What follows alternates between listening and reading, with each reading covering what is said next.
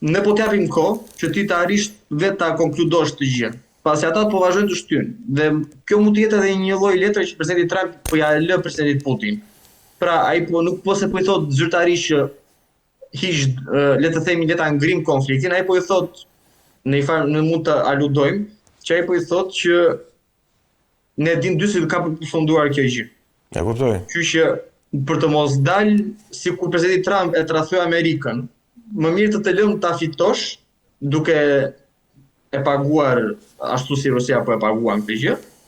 Por të paktën presidenti Trump do dali, le të themi, do dal i larg nga kjo gjë. Do dal me duar të bardha nga kjo gjë. Pasi do thotë që unë e bëra takimin, ata pranon tuleshin, le ta ngrim. Tani nëse ato u ngrim ku ai ka marrë 100% është më tjetër pastaj.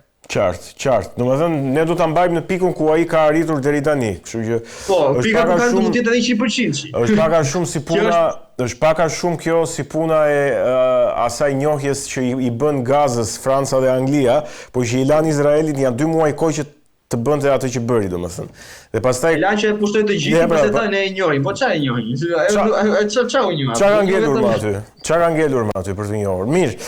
Ka një zhvillim mjaft interesant nga Bielorusia, një zhvillim i papritur, i çuditshëm, do ma shpjegosh tani, ku presidenti Lukashenko ka deklaruar se Bielorusia është gati për një marrëveshje të madhe me Shtetet e Bashkuara të Amerikës. Çfarë është, mos është një lojë e midis Moskës dhe Washingtonit kjo, po tashmë jo e drejt për drejt, por me ndërmjetësimin e Bielorusisë, unë kështu e mendoj të paktën. Republika e Bielorusisë duhet të theksohet që nga fillimi i konfliktit ka mbajtur një pozicion shumë neutral. Dhe ata vijojnë të kenë marrëdhënie të plota diplomatike me Ukrainën, kufin të hapur, lëvizje pa vizë. Më fal, shumë neutral apo shumë prorus? Neutral. Në politikën e jashtme ata gjithmonë kanë qenë neutral dhe kanë promovuar për le të themi një ardhje në një marrëveshje, jemi në dy palëve. Madje propozuan gjatë shkurtit të marsit të këtij viti që Minsku të bëjë sërish vendi takimi midis palëve ukrainase, amerikane, ruse dhe evropiane. Okej. Dieti incidenti që ndodhi me trupat e ushtrisë ruse që hynë nga Bielorusia në Ukrainë, ato që trupat e ushtrisë ruse pa mbështetjen e bielorusëve dhe ky lajm ose ky zhvillim erdhi më shumë si surprizë për presidentin Lukashenko, pas së cilit ne e dim që ndodhi ajo që ndodhi, trupat ruse hynë, pati konflikte të tjerë, përplasin me ushtrinë ukrainase. Gjithsesi, në stërvitjen e re Zapat 2025, që u zhvillua në shtator, vlen të theksohet fakti që Bielorusia nuk pranoi të merrte një numër të madh ushtarësh rus sërish, siç kishte marrë në 2021. Pasi Zapat zhvilloi çdo 4 vjet. Nuk pranoi të merrte një numër të madh ushtarësh rus. Ushtria ishte kryesisht bieloruse. Në këtë stërvitje ishte diku te 7000 trupa, një gjë e këtij lloji, pra 45% e ushtrisë bieloruse. Nikosisht ata bëjnë një gjë që erdhi si surprizë për rusët, që ishte ftesa e amerikanëve. Pra në këtë stërvitje Zapat 2025, vëzhgojnë si ushtarak amerikan ishin të prezent, madje me letë veçantë për të parë jo vetëm zonat e luftimit ose të stërvitjes, por edhe për të vëzhguar gjithë arsenalin bielorus, ushtrim bieloruse, përgatitjen, armët e të tjerë. Kjo u erdhi si surprizë për rusët. Madje rusët nuk pranuan që amerikanët të vinin në Rusi për pjesën e dytë të stërvitjes që u zhvillua në Nizhny Novgorod. Në ditën kohë, për ditën e presidentit Lukashenko, një delegacion amerikan ka ardhur me sekretarin e shtetit amerikan në krye për të zhvilluar bisedime me të, për t'i dërguar urimin personal të presidentit amerikan, të shkruar në letër prej vetë tij, dhe njëkohësisht për të hapur kanalet e komunikimit me Minskun dhe për të hequr sanksionet kundrejt agjencisë së ajrore Belavia. E sanksionuar që në vitin 2021 pas incidenti të gazetari që ne se ju e vini që nga Greqia në Lituani u ul avioni, u nxorr për avionit e të tjerë. Kjo gjë duket se ka krijuar përshtypje, sidomos në media ruse, që Bielorusia, një nga vendet më të ngushta post-sovjetike të Rusisë, ka filluar që të krijojë bezdisje nga kjo afri e madhe e Rusisë dhe e Kinës, që është një partner tjetër i rëndësishëm në ekonominë bieloruse, dhe të kërkojë balancë që ata kanë mbajtur gjithmonë me tregun evropian dhe me amerikanët, pasi Bielorusia është nga vendet më të mëdha të prodhimit të plerave kimike në botë. Po. Është vendi i parë në Evropë dhe një nga 3 vendet më të mëdha në botë. Dhe tregu kryesor i tyre ka qenë SBA-ja dhe Evropa. Kështu ka qenë Federata Ruse. Po. Deri para sanksioneve sigurisht. Në kjo që duket se ka krijuar edhe një lloj kritike nga ana ruse ose medias ruse kundër presidentit Lukashenko. Njëkohësisht presidenti Lukashenko ka vijuar të mbajë kontakte të hapur me amerikanët dhe t'i shtjelloi ato. Një takim që u mbajt ditën e premte, ku morën pjesë stafi i presidencial i tij, pra flasim kreu i KKB-s, kryeministri i vendit, ministri i punëve të brendshme, ministri i punëve të jashtme, ministri i ekonomisë, është vendosur për zgjerimin e mëtejshëm të marrëdhënieve me SBA-n. Njëkohësisht delegacion tjetër amerikan ka mbërritur, kryesisht delegacionet amerikane kanë ardhur për të zgjeruar më tej kanalet e komunikimit jo vetëm me Minskun, por edhe me Moskën, ku është bërë e qartë që presidenti Trump po përpiqet të bëjë atë që shumë njerëz në Evropë kanë dështuar ta bëjnë, pra të arrijë ta izolojë Rusin nga vetë aleatët e saj. Okej. Çfarë po pritet aktualisht është fakti që Amerika do të heqë gjithë sanksionet kundrejt Bielorusisë. Është diçka që pritet. Do mos kundrejt eksporteve kryesore bieloruse që janë vlerat kimike, janë prodhimet agrokulturore, që ata i kanë në bazën e ekonomisë së tyre, dhe mjetet industriale, flasim traktorët, zetorët, punimin e tokës e të tjerë, që ata janë vendi i vetëm sovjetik që e ka mbajtur gjithë industrinë akoma dhe që furnizojnë edhe Rusin vetë, ata e furnizojnë, ose Turkmenistanin, Uzbekistanin e të tjerë. Kjo që duket se po pritet edhe prej evropianët, të cilët lëvizja e fundit që po zhvillohen në Bruksel, po tregojnë që dhe evropianët vetë duan të heqin sanksionet pas 5 vitesh. Po ata po shikojnë që nuk punuan, sigurisht ndihma e Rusisë dhe e Kinës më shumë e shkëputi Bielorusin nga Evropa se sa e afroi me të. Dhe ata duan njëkohësisht ta izolojnë Rusin prej aleatit të saj bielorus. Dhe vetëm mënyrë për të hequr sanksionet dhe aktualisht një lajm i fundit ka qenë fakti ditës së sotme. Që në Vatikan pritet të zhvillojë një takim i madh i iniciuar nga bielorusët me kryetarët e delegacioneve evropiane dhe amerikane.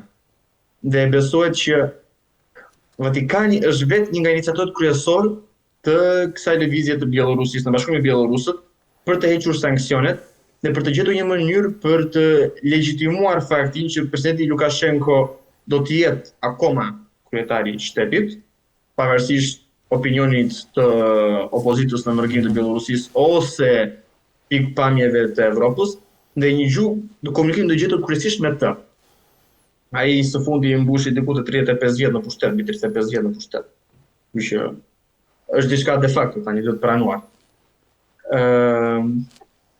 Njëkohësisht duket se amerikanët vetë janë shumë të interesuar mbi këtë fakt, duke ditur që siç ata diu papa është amerikan vetë. Po. Dhe ideja e tij është pak a shumë pikpamje i qëndron afërsisht me ato të presidentit Trump për të zhvilluar më tej marrëdhëniet pa u bazuar në preferencat politike ose në situatat aktuale. Duke qenë që Bielorusia vetë është një vend në bazë të ekspertëve time që kanë vizituar të një, le ta themi, viktorianizmi sovjetik. Pra ata janë shumë bazuar në vlerat familjare, shumë bazuar në vlerat tradicionale të religionit ortodoks, edhe katolik, pas ata kanë një numër të madh katolikësh, edhe muslimanësh janë tatar. Në të vlera e morale shoqërore që edhe ne në Shqipëri kemi pak a shumë, ato flasim që si kemi në kohë xhaxhit. Gjë që afrohet me vlerat konservatore amerikane. Kështu që nga ana ideologjike Bielorusia është afërt me Amerikën në këtë aspekt. Pavarësisht të shkuarës sovjetike, komuniste që ne mund ta quajmë. Kjo duket se ka krijuar edhe terrenin e besimit, ose atë që mund të quhet terrenin që amerikanët të vazhdojnë më tej. Dhe ky eksperiment i presidentit Trump duket se pret dritën jeshile nga Evropa. Pra nëse presidenti Trump do të arritë me sukses të shkëpus bielorusët prej varësisë prej Rusisë edhe Kinës, atëherë dhe evropianët do përpiqen në ditë në mënyrë që të lëvizin një pjesë sanksioneve, të arrin pak a shumë të normalizojnë situatën. Një lëvizje ka nga polakët për hapjen e kurudës Terespol-Brest, që është pika më e madhe kufitare e vetja që punon midis Polonisë edhe Bielorusisë, dhe mbi rivënien e në punë të kufive të tjerë, që është ai në Grodno, dhe një kufi tjetër që qëndron afër atij lituanes, që kanë qenë pika kryesisht transporti ekonomik. Pra do të hapen të gjitha për të funksionuar së bashku. Gjë që duket se do të jetë një tentativë nga ana e polakëve për të balancuar influencën ruse, duke qenë që polakët kanë një komunitet shumë të madh në Bielorusi, diku te 300.000, 400.000 polak autoktonë që jetojnë atore në anën perëndimore të Bielorusisë. Kjo sigurisht akoma po diskutohet, do se bielorusët kanë treguar shumë aktivitet dhe lëvizje gjatë kësaj periudhe. Në ditën e djeshme, ata shumica bieloruse kanë thurur lavde për presidentin Trump, për planin të paqes, për marrëdhëniet me presidentin Lukashenko. Njëkohësisht ata kanë filluar ta promovojnë zyrtarisht dialogun me amerikanët, duke bërë atë pjesë agjendës shtetërore deri në fund të këtij viti, duke shpresuar në forcimin e mëtejshëm të marrëdhënieve, por njëkohësisht edhe në zgjerimin e potencialit ekonomik të amerikanëve, i cili dihet që e kalon atë të Rusisë dhe të Amerikës, ose amerikanët do të duan vërtet të investojnë. Dhe presidenti Trump e ka lënë të hapur të dritë për të sjellë investimet amerikane në Minsk ose në Bielorusi, njëkohësisht për të hapur dhe rihapur ambasadën amerikane në potencialin e saj të plotë diplomatik. Aktualisht, kjo është diçka që po e themi ekskluzivisht. Amerikanët janë aktiv në Bielorusi. Zhvillimi më i madh është fakti që ata kanë hequr sanksionet ndaj kompanisë Belavia dhe po punojnë për të hequr sanksionet që bielorusët mund të blejnë pjesë këmbimi nga Evropa ose nga Amerika. Njëkohësisht ata po kërkojnë të bëjnë edhe monopolizimin e gjës. Pra amerikanët nuk është se po hyjnë thjesht për të balancuar situatën, po ata po hyjnë edhe për të marrë atë që mund të jetë influenca e Evropës, duke krijuar një monopol që Amerika mund ta tejkalojë Evropën shumë herë më shumë. Pra të bëjnë amerikanët kryesisht të lidhur, të bielorusët kryesisht të lidhur me amerikanët sa me Evropën. Në mënyrë që Amerika të ketë një këmbë për ta kontrolluar Rusinë në çdo hap që mund të ndërmarrë më tutje. E kuptoj. A mund të quhet kjo që amerikanët e kanë gjetur pikën e dobët të Putin përmes Bielorusisë? Kjo është një lëvizje shumë e fortë. Pra, më afër se Bielorusia nuk ka asnjë shtet tjetër në Rusi. Nga Minsku në Moskë është diku tek 6 orë me makinë. Jo vetëm kaq, por e kam edhe nga pikpamja e përbërjes popullsisë. Bielorusët praktikisht janë rusë. Ja, rusë të bardhë, e kupton? Po rusë.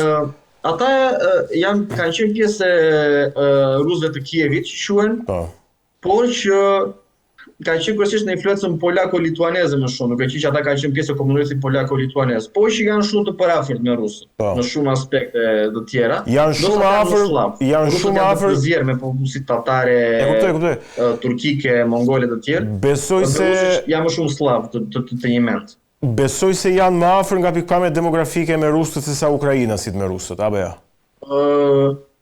Ata janë më afër me lituanezët. Pasi teoria që e kohëve të fundit është që bielorusët nuk janë slav të një mend, po janë diçka e afër me bullgarët. Tartar të slavizuar. Balt të slavizuar. Këta janë baltë që kanë të besimit ortodoks. E kuptoj. Prandaj aty ka dhe i komunitet katolik, se baltët janë katolik, me sa di unë. Komuniteti katolik është polak, nuk është polak dhe lituanez. Kanë 400.000 polak dhe diku tek 20-30.000 lituanez, po kanë dhe shumë musliman, tatar, mongol, që kanë ardhur në kohën e perandorisë mongole, janë diku tek 18-20.000 tatar të Lipkas, quhet, që janë anën veri perëndimore të tyre, sa ata janë dhe në Poloni dhe në Lituani dhe në Bielorusi. Qartë. Kështu që janë kryesisht popull homogjen, ose le të themi evropian, po që kanë në atë lanishmërinë e tyre. Gjithsesi, nga ana amerikanëve kjo duket një lëvizje shumë e madhe për Evropën. Shumë e fortë. Pasi kjo do të krijonte që amerikanët ta humbin interesin për anën evropiane, të fokusohen në Bielorusi. Pra, mund të kemi në të ardhmen një tërheqje të trupave amerikane drejt lindjes, pra le të themi një bashkëpunim edhe ushtarak në Bielorusin, pasi Bielorusia ka pasur shumë konflikte me Rusinë. Flasim si konflikti për gazin i vitit 2005 në transaksionet e gazit, lufta e qumshit, që quhet e vitit 2009, ka pasur sërish një konflikt të vitit 2013-2014, ku presidenti Lukashenko ka thënë zyrtarisht që ne jemi bielorus, nuk jemi rus, Rusia do të di vendin e saj, madje pas le të themi referendumit të Krimes, Bielorusia vuri pikat kufitare dhe në bazë të asaj që unë kam parë në Bielorusi. Bielorusët janë shumë krenar për vendin e tyre. Patjetër, sigurisht. E shumë kundër faktit që ata të hyjnë në një kategori me rusët. Ja, e kuptoj. Ata madje i quajnë rusët nuk janë as slavë si neve, ne jemi slavë të imet, ata janë të përzierë të tjerë me tatarët mongolë e gjatë këtij lloji.